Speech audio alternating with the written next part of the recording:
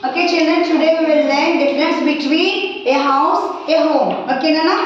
First, rhyme పాడతాను తర్వాత explain చేస్తాను. What is a house?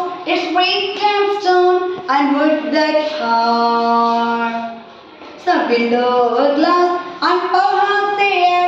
It lives on chimneys and tiled floors and stucco and roof and lots of doors. House లో ఏముంటాయంట? House లో ఏముంటాయంటున్నా?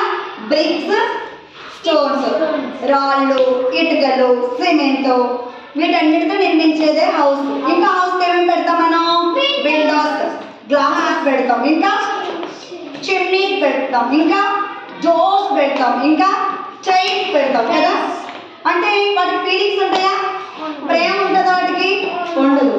అలాగా house అంటే ఏంటన్నా? ఇటుకలు, సిమెంట్, వుడ్, టైల్స్, చిమ్నీలు, రకరకాల పదార్థాలతో ఆర్టికల్స్ తో తయారు చేయబడిందే house. It has no feeling ఉంటుందా? మనం వెళ్తే రెస్ట్ తీసుకుంటాం లేకపోతే లేదు. మన కోసం ఎదురు చూస్తుందా హౌస్? చూడదు. హౌస్ అంటే మనం నివసించడానికి ఉపయోగపడేది మాత్రమే. Next home. What is the home?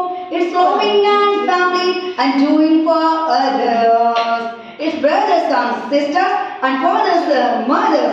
It's unselfish acts and kindly sharing and showing your loved ones you are always caring. అంటే హోమ్ అంటే ఏంటంటే ఇక్కడ ఫస్ట్ ఏంటి?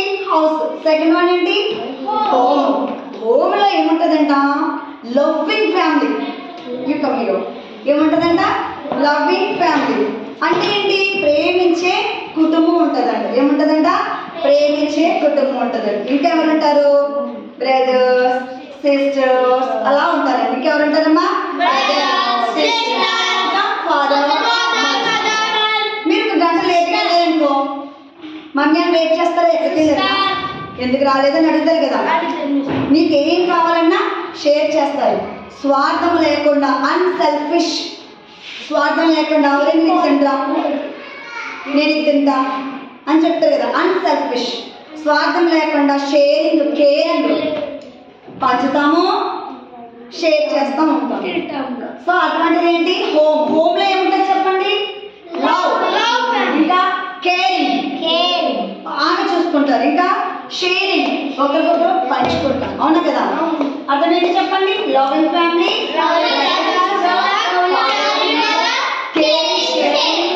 Unselfish acts. హౌస్ లో ఏముంటాయి? బ్రిక్స్,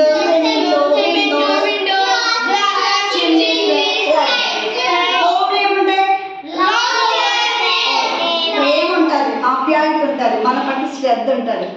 అందుకని ముసలి వాళ్ళని ఓల్డేజ్ హోమ్ లో పెడతారంటారు. ఓల్డేజ్ హౌస్ అన్నాం. హోమ్ ఎందుకంటే ముసలి వాళ్ళని ప్రేమగా చూసుకుంటే ఒక స్థలం, నివాస స్థలం. అక్కడ వాళ్ళకి ప్రేమ దొరుకుతుంది, వాళ్ళు శ్రద్ధగా చూస్తారు అని చెప్పడానికి ఓల్డేజ్ హోమ్ అంటాం మనం. ఓల్డేజ్ హౌస్ అన్నాం. అర్థమైందా? హౌస్ కి హోమ్ కి డిఫరెన్స్ అర్థమైందా? Okay, good.